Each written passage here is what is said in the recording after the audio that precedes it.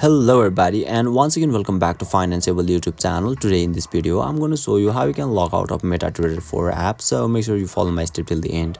First thing first, I assume that you have already downloaded the Metatrader 4, and once you open it you'll be able to see the interface on in the screen where you can see settings option at bottom right corner. Just tap over there and now you'll be able to see the settings section where you can see your account at top, but mine is demo, so you simply need to tap on it.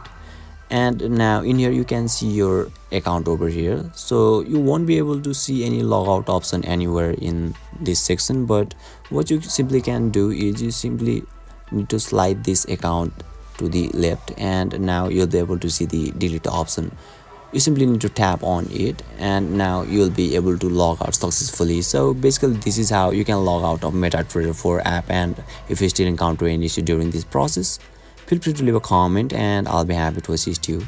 If you found this video helpful, please give it a thumbs up, and if you are new to this channel, make sure to hit the subscribe button and set the bell icon to on so that you can stay updated with our latest content.